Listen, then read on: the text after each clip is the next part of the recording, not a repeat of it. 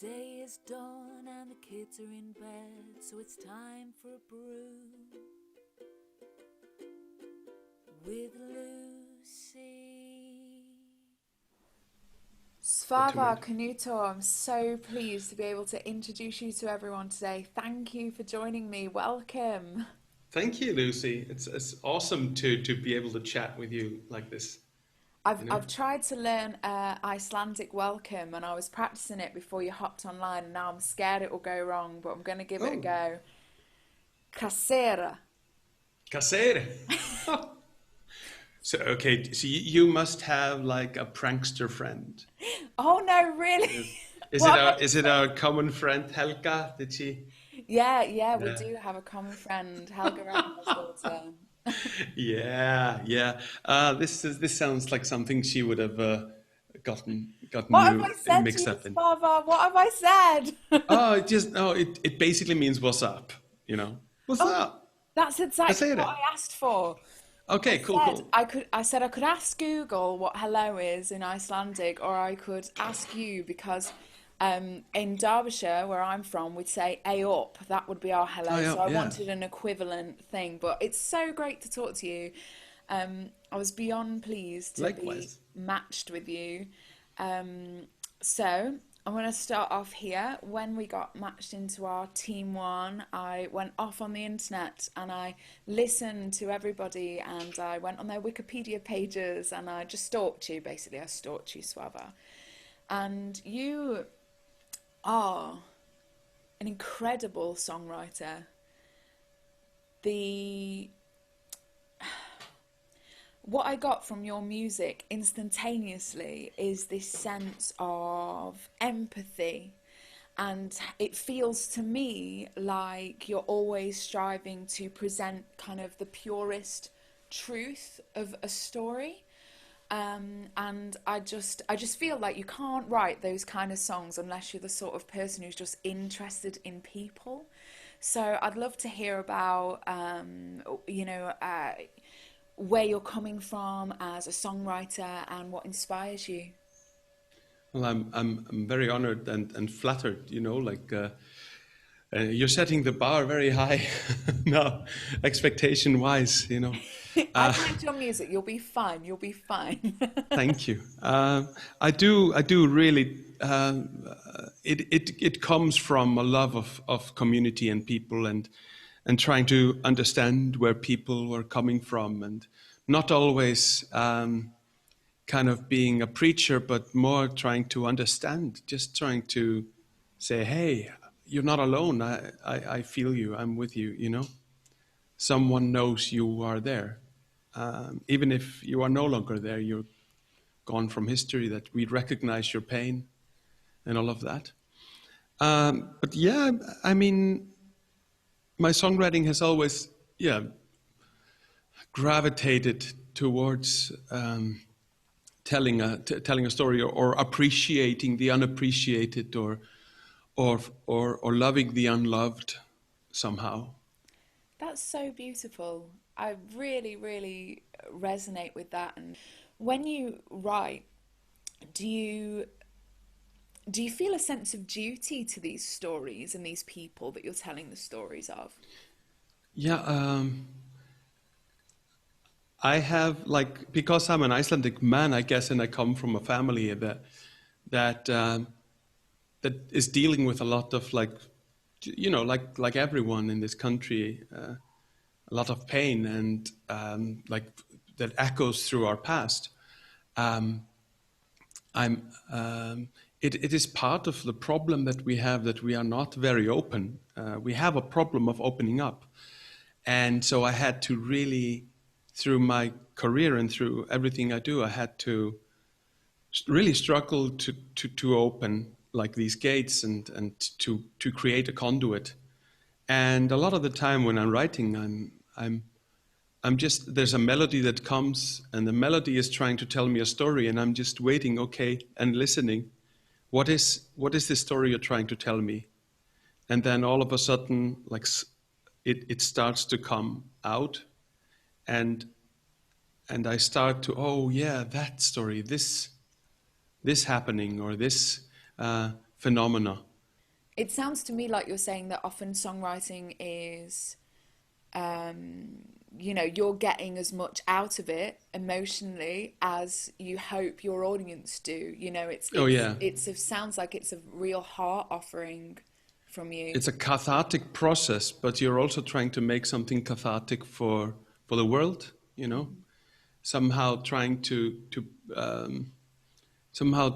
be a force of healing, or at least of kindness. Wherever I go, I present what I do. I present my philosophy and my kind of emotional, being, and people respond to it really generously and kindly, and it creates like this virtuous cycle, I would say. Like I give, they give back, and it creates energy like a little turbine, and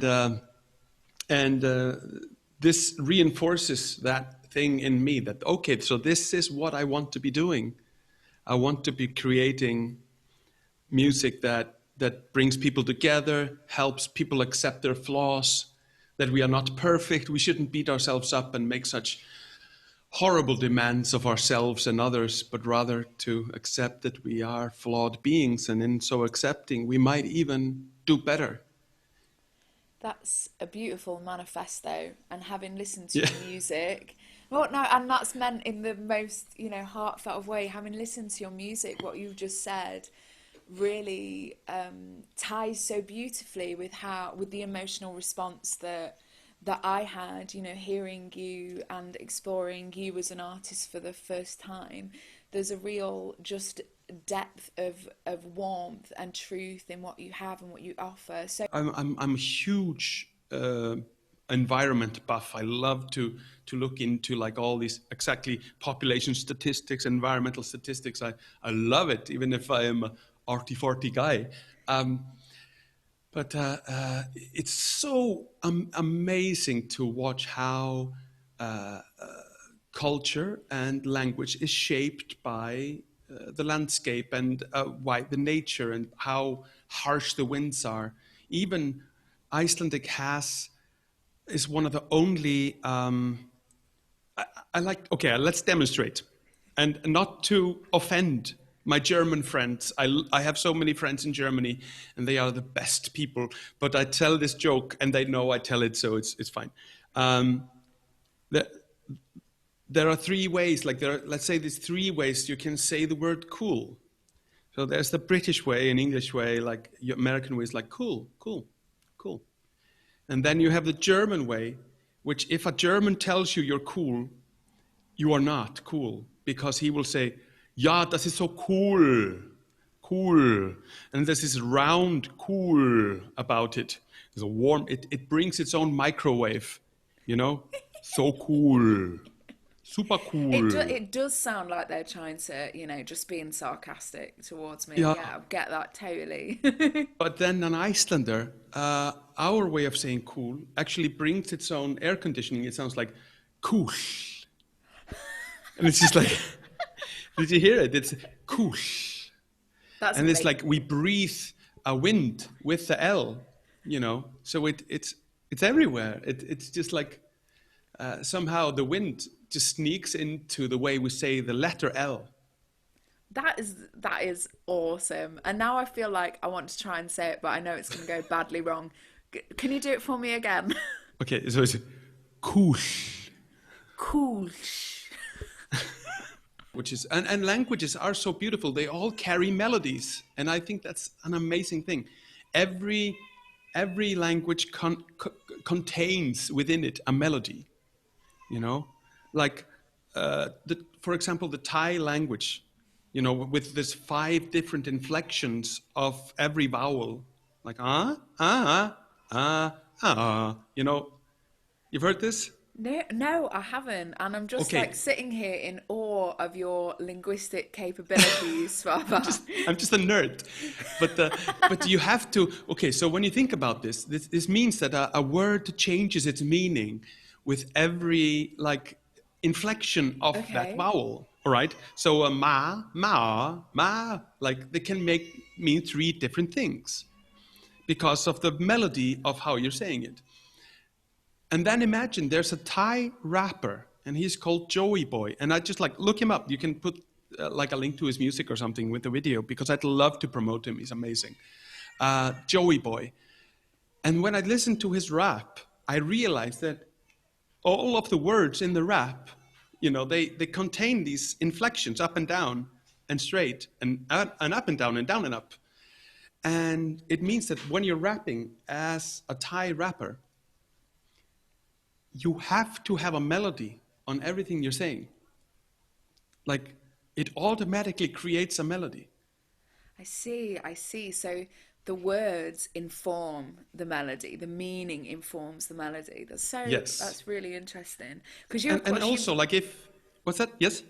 You of course write in English and Icelandic. And I was wondering, what is it that makes you decide to write a song in one or the other language? Oh yeah.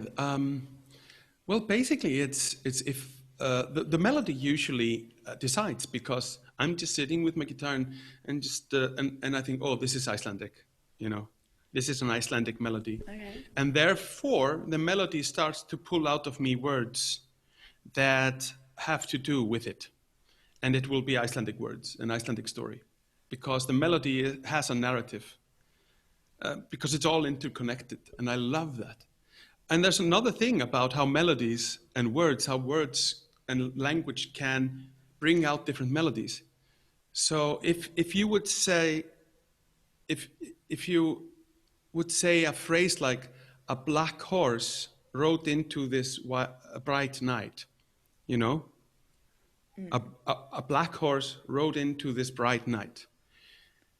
You would have, like, it instantly makes a melody for you, right? Like, a black horse, It's just like you start to, and then you like listen to this, like if we stop talking and you just sit down with a piano and you take this phrase and it just starts making something.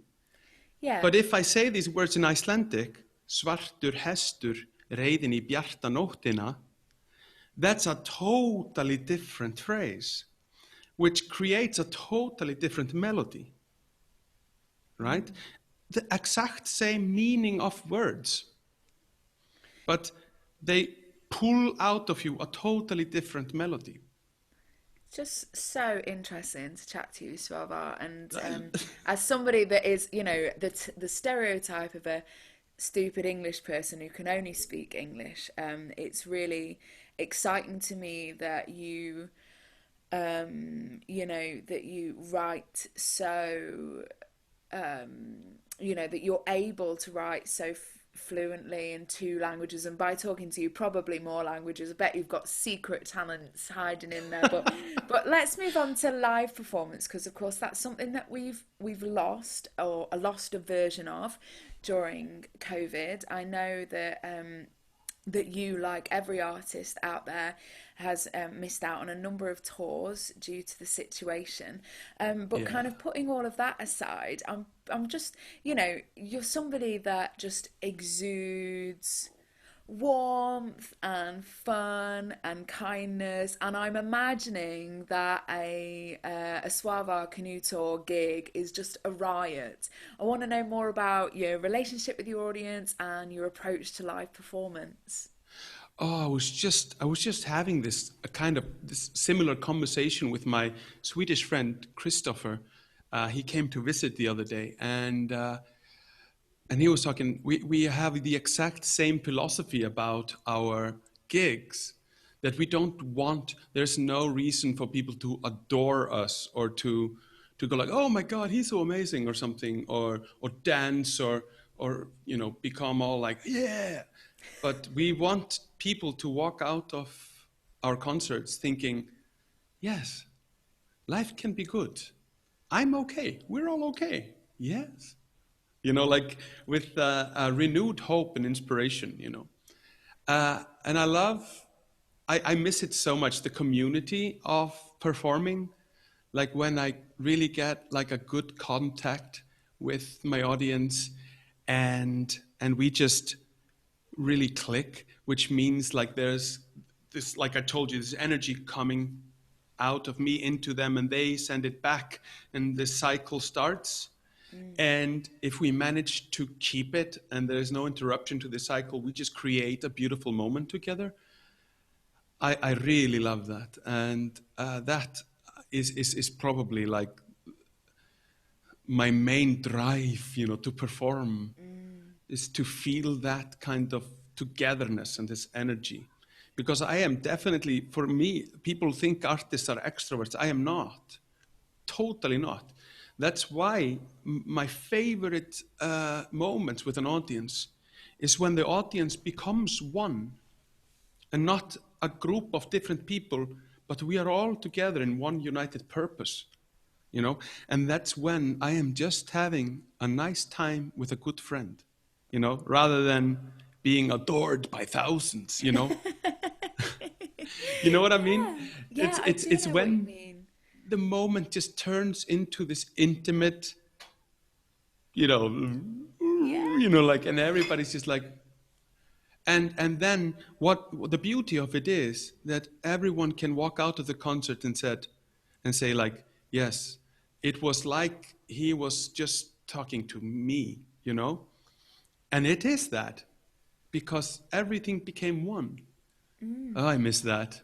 Oh, that's such a lovely way to put it. I think a good audience, and there is such a thing as good and maybe not bad audiences, but like an audience. Difficult. Yeah, no, indeed. But I think, when an audience or an audience member realizes that they are part of how good the evening can go, as you say, by you're standing on stage, so it's de facto that you're throwing out energy and hoping somebody picks up. But when they pick it up and throw it back, like you say, it sort of raises the vibrations, doesn't it, and makes for a better evening for everyone. Your music becomes your performance just becomes uplifted by their energy. And I think what you were saying about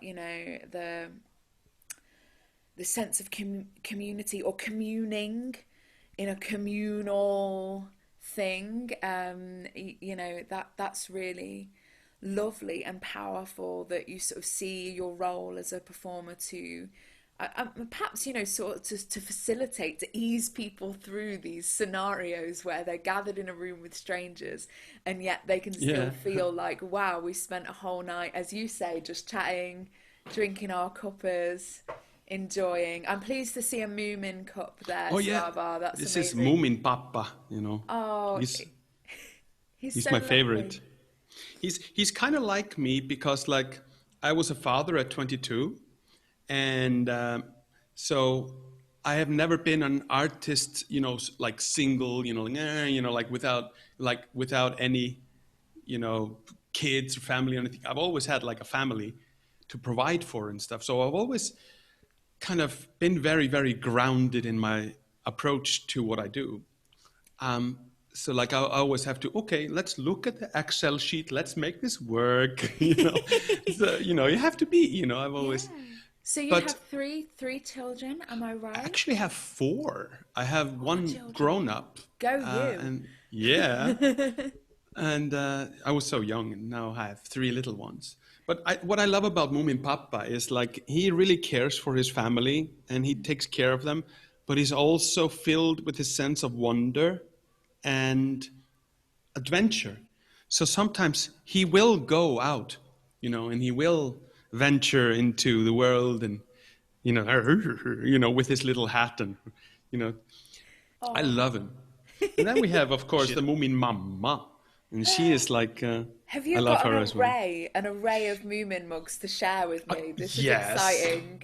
And this guy here used to be my favorite, but now I'm kind of drifting away. We call him Knutur in Icelandic, because he's like this traveling musician that doesn't give a about anything. But yeah, but he's very chill, isn't he? He's like he's what so we chill. all would like to think of ourselves like at some point in our lives, just like whatever. That's man. the 20s. He's the 20s. He's the 20. God, ain't that the truth, my friend? He's the 20s that I never had, so I'm like, oh, screw you, like. I never had 20s. So I've been a Moomin Maybe Papa all my life, you know. Oh, well, that's lovely because he's a cool guy. It needs to be Yeah. done. So how is managing? This You one. meant oh, This is little little Mai. Mai. Yeah, I've got a bit of a she's little so Mai amazing. hairdo Yeah, yeah, I today. love it. Your hair is cool. And this one, this is also my favorite. This is the Gronk. Oh, You know, I'm sensing that the Moomins, you've thought a lot about the Moomins and how they represent, so many different facets of the human condition. It's lovely. exactly. I think, and I think like a lot of people say like I am little Mai and I am this guy and I'm this guy, but I think the main thing is I think everyone in the valley like represent a state of being for every person. Like I can be the Gronk sometimes, and I can be Moomin Mama sometimes. You know, sometimes I wake up and I'm saying I'm totally Moomin Mama today, and I will be making food for everyone and just like hugging everyone, and I'm just being a total Moomin Mama rather than Papa. You know, like. And sometimes I'll be the little Mai and I'll be like, oh, screw you. Oh, I'm gonna be sassy today. You know, like, we all have, we have our days, I need you to write a Moomin musical, but also play all of the parts. It needs to happen, please. That would be so funny. Moomin the musical. Oh my God, I need to do that. We need to, yeah, well, I give you the idea for free, but you need to hop on it because now it's in the world. It's going to happen somewhere. Oh, yeah, yeah. Like Andres Nær Magnason, the Icelandic writer, said, people don't get ideas. Ideas get people. Oh, yes. And I think Terry Pratchett said it as well. He told there was like these particles called inspirons. And they were just thrown across the universe. And they had to hit the exact correct brain cell of the correct person at the correct time. But that's a very rare thing. So often they'll just like hit a cat somewhere and they'll just like go like, yeah, and the cat's having like an amazing idea for a song, but we'll never ever know. And he'll just throw a kitty fit, Oh, I love it. I love it. So time for a quick fire round of questions, or they don't have to be quick fire at all. You can answer them. I love our chat. This is a wonderful chat. Love it. You're such a good interviewer. Loving it. Well, you are my guinea pig, Svavar. I've not done it before, so it's my pleasure to chat to you. I think one great thing actually that's coming out of Global Music Match is I'm already learning skills that I didn't know that I had, and also learning skills I definitely know I don't have.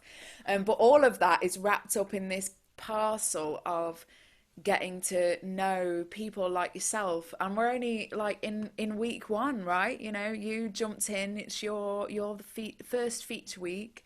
Yeah, somebody has to do that, Yeah. Well, I'm glad it was you because you just have such a lovely way about you. Right. Quick fire. So, best live gig memory. Go. Oh man, I couldn't say. There's so many good ones. Okay, pick one, and it's one of the best then, rather than best. Okay, there was this little festival in Austria. I have to say, Lakeside Festival. Mm-hmm. And it was just like, there are so many memories connected to that. And one of them is me drunkenly accosting Jose Gonzalez.